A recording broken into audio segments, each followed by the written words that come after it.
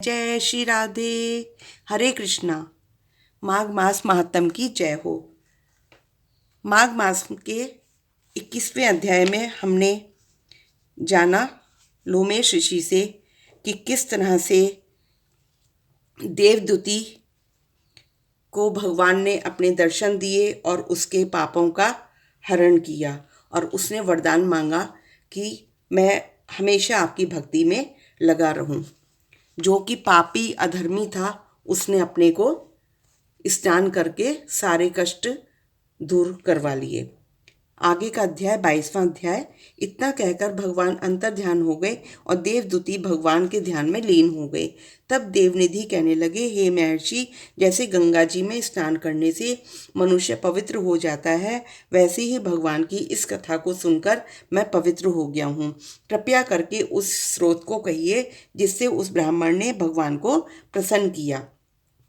लोमेश जी कहते हैं कि उस स्रोत को पहले गरुण जी ने पढ़ा, उनसे मैंने सुना।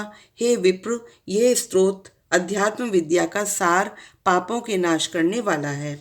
वासुदेव सर्वव्यापी चक्रधारी सज्जनों के प्रिय जगत के स्वामी श्री कृष्ण को नमस्कार है। जब स्तुति करने वाला जिसकी स्तुति की जाए तथा सभी जगत विष्णुमय है, तो किसकी स्तुति की जाए? जिस भगवान के श्वास वेद हैं, फिर कौन सी स्तुति उनकी प्रसन्नता के लिए की जा सकती है? जिसको वेद नहीं जान सकते, न वाणी मन जान सकता है, उसकी स्तुति में अज्ञानी क्या कर सकता है? सारा चर अचर संसार जिसकी माया से चक्र की तरह घूम रहा है, इसी से हे प्रभु आप चक्रधारी कहलाते हैं। ब्रह्मा विष्णु तो आप ही हैं। सारे संसार को उत्पन्न करने वाले ब्रह्मा को भी आप उत्पन्न करने वाले हो। जब जीव शरीर को धारण करता है तब उसको ज्ञान प्राप्त होता है। तुम सब सुखों के दाता हो, इससे कोई संदेह नहीं है। आपसे संपूर्ण सुखों को देने वाली बुद्धि भी उत्पन्न होती है। आप ही 5 कर्मेंद्रिय हैं, 5 महाभूत हैं तथा मन के विविध भाव हैं।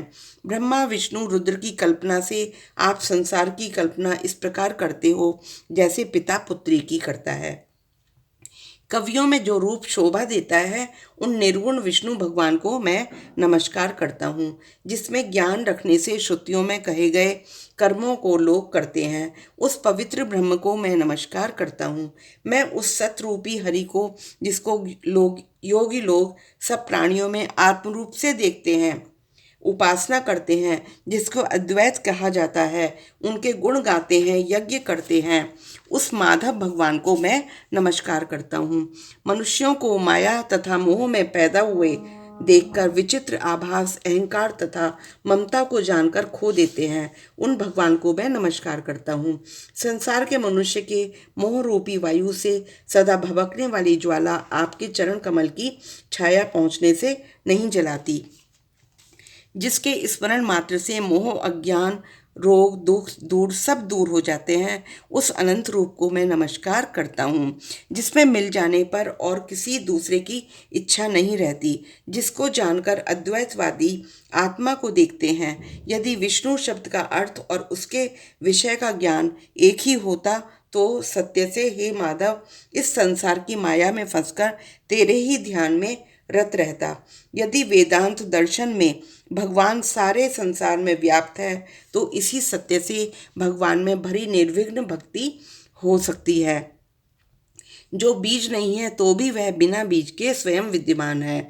वह विष्णु भगवान ज्ञान रूपी रंग से हमारे बीज के टुकड़े टुकड़े को, जो सृष्टि स्थिति और लय के लिए ब्रह्मा विष्णु महेश 3 रूप धारण करते हैं और कार्य में सत रज और तम इन तीनों गुणों को विद्यमान करते हैं, वह भगवान मुझ पर प्रसन्न हो।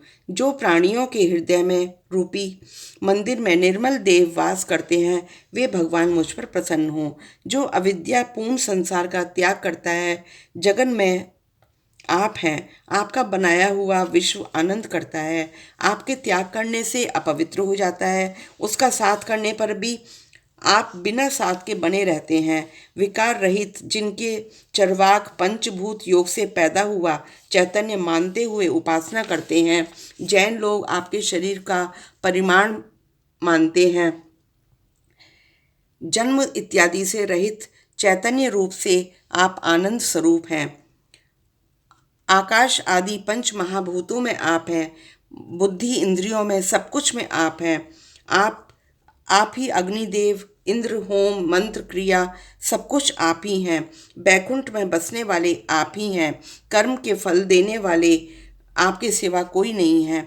मैं आपकी शरण हूँ। सब प्राणियों के हेतु उनको शरण देने वाले आप ही हैं। जो पापी भी आपको प्रणाम करता है उसके यमदूत ऐसे नहीं देखते जैसे उल्लू स्वर्ग सूर्य को। प्रत्येक पाप मनुष्य को उस समय तक दुख देता है जब तक वह आपके चरण कमलों का सहारा नहीं लेता। जिसको गुण, जाति और धर्म को स्पर्श नहीं कर सकते, गति भी स्पर्श नहीं कर सकती, जो इंद्रियों के वशीभूत नहीं है, जिनके बड़े बड़े मुनि लोग साक्षात नहीं कर सकते, उन भगवान को मैं नमस्कार करता हूँ। जितने ज्ञान रूपी सुंदर गुण हैं, जिन्होंने सुख स्वरूप मोक्ष रूपी लक्ष्मी का आलिंगन किया, उन्होंने आत्म स्वरूप सुख भोगा है। जिनको काम, क्रोध आदि दोष दुख नहीं देते, उन वासुदेव भगवान को मैं नमस्कार करता हूँ। जिनके ज्ञान रूपी चक्षु खुले हुए हैं, उनके दुखों को नाश करने वाले को मैं नमस्कार करता हूँ। इस प्रकार उनकी सच्ची भक्ति को देख के भगवान ने प्रसन्न होकर उस ब्राह्मण को दर्शन दिए और ब्राह्मण की स्तुति से प्रसन्न होकर उसको वरदान देकर भगवान अंतर्ध्यान हो गए। वे ब्राह्मण कृत्य होकर भगवान की भक्ति में लीन हो गया। शास्त्रों के साथ स्त्रोत पढ़ता हुआ तपोवन में रहने लगा।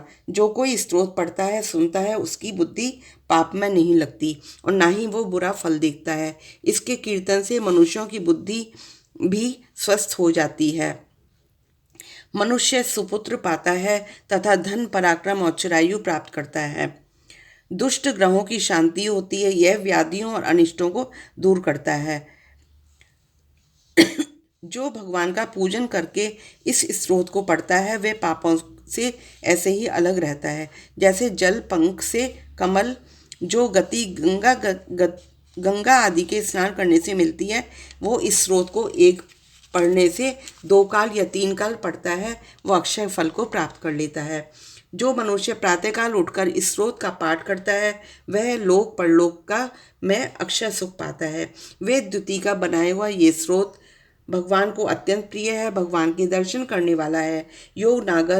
योग सागर नाम का ये स्रोत परम पवित्र है। जो कोई इसको भक्ति पूर्वक पढ़ता है, वह विष्णु लोक को जाता है। अब पिशाच की मोक्ष की कथा कहते हैं। अगले अध्याय में पिशाच का मोक्ष कैसे हुआ, ये हम 23वें अध्याय में जानेंगे।